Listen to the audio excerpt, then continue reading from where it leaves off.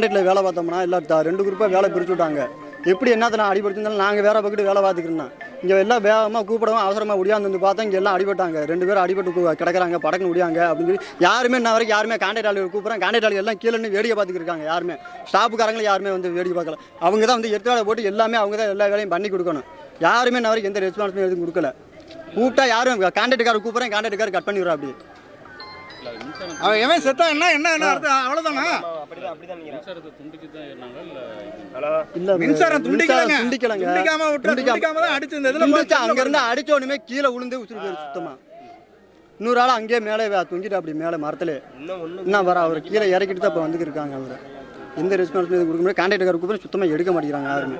இன்னொரு ஆள் பார்த்தும் பார்க்காத மாதிரியே கண்டுக்காத மாதிரியே போறாரு. அவர் ஸ்டாப் ஆள். அவர் வந்து அவரும் 2 பேரும் சப் கான்ட்ராக்ட் பிடிச்சி வேலை பார்க்குறாங்க. அவரும் கண்டுக்காத மாதிரியே பார்க்குறாங்க. அவங்க யாருமே இந்த ரெஸ்பான்சிபிலிட்டி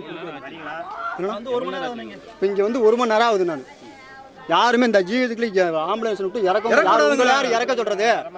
உசுறு போன பாடி எதுக்குப்பா ஏற்றுறீங்க நீங்கள் அப்படின்னு சொல்லி 108 அவங்களையும் சண்டை போடுறாங்க.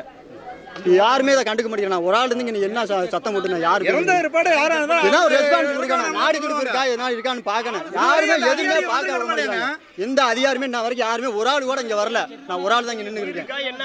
கூப்பிட்றேன் யாருமே எடுக்க மாட்டேங்கிறாங்க. இங்கே பாரு சரவணிலேருந்து கான்ட்ராக்டுக்காரன் எல்லாத்துக்குமே கூப்பிட்றேன் யாருமே எடுக்க மாட்டேங்கிறாங்க. நான் வரைக்கும் இபில இருந்து எல்லா ஸ்டாப் ஆளுகள் எல்லாமே அங்கே தானே நிற்கிறாங்க. இன்னும் ஒருத்தவங்க கூட யாருமே எந்த நடவடிக்கையுமே எதுவுமே எடுக்கலைங்க.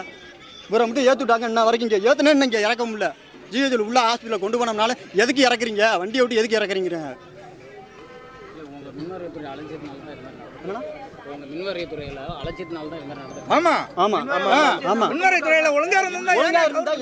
ஒரு அதிகாரி தான் வந்து எர்த்தாடு போட்டு எல்லாமே கொடுக்கணும்.